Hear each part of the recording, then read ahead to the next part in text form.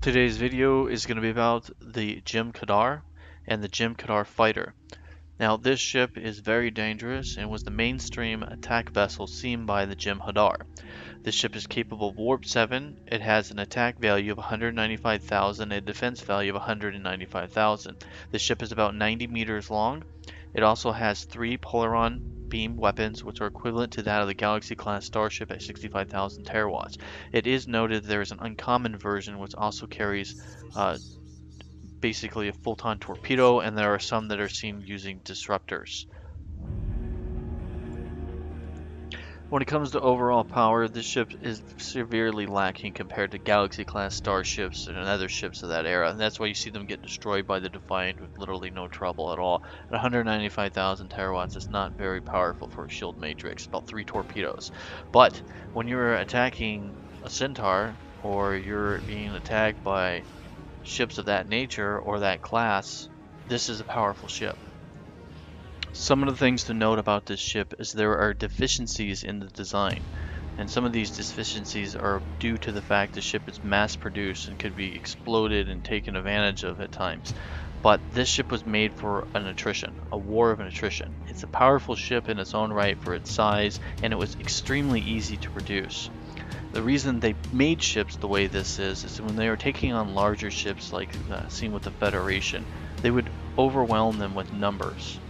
So for an example, 75,000 ships exist in the Starfleet system, but around 30 to 40,000 are old ships of the Miranda, Excelsior, and such. There's a much smaller number are your Galaxy class, your Nebulon B or your Nebulon class, and then your Akiras. Those are your top line ships, and then your mid levels are your Ambassador class vessels. But for the most part, most of the fleet consisted of the older fleet of 30 to 40,000 of your old ships, which were the Constitutions, the Mirandas. The Excelsior was one of the primary weapons and one of the primary ships seen in the fleet, as well as the Centaur.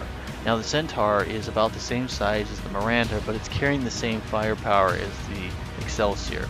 So it's a decent ship for its size.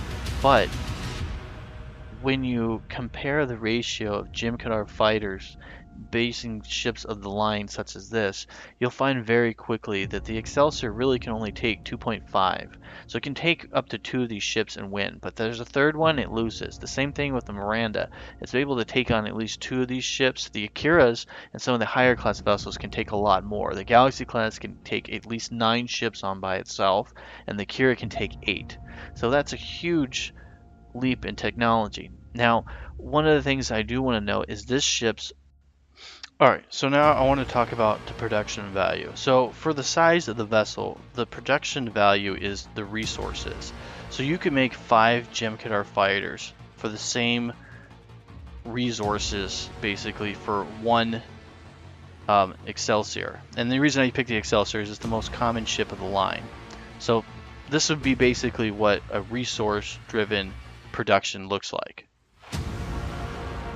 Alright, next is the major component, is the construction ratio. So the Dominion are capable of producing ships at an enormous rate, which is beyond any of the other races. And so when you calculate the actual amount of ships that we see in DS9 during the war, and then showing it during the construction rates of the other races, it's something like for every Excelsior ship created, you get 37.5 Jem'Hadar fighters. That's what Starfleet was up against. That's why when they were starting the war, Starfleet had no way of countering this. Even though they have bigger and stronger ships, they were just completely overwhelmed by numbers. I hope you have a better understanding why the Klingons and the Federation Alliance was forced to fight a defensive war. They just didn't have the ships to be able to push into Cardassia. They were at every turn being outnumbered 30 to 1. Unfortunately for the Federation, they were forced into battles to take out the shipyards out of necessity, causing them huge casualties. Another thing to take into consideration is also the fact that they had the Cardassians and the Bree with them as well, which made it that much harder. It wasn't until the Romulans actually entered the battlefield that the Federation alliance with the Klingons was then able to create a defensive attack, or an offensive attack. But it was far too late. One of the other things to take consideration is that how long it took to upgrade ships, and this is why they had so many Excelsior classes. Is that when you took, like, for example, an Excelsior class ship to upgrade it to maybe like a Galaxy class level, it just took too much time.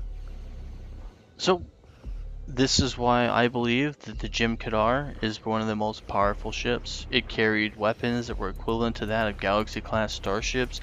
It was small, maneuverable like a runabout, and its production rate was enormous. This is why I would say that by far the Jem'Hadar fighter is one of the most efficient and best ships you could have in Star Trek. It's got power, it's got speed, it's cheap, it's easy to build. There is really no negative to this ship. I end my video. Victory is life. Trek Wars.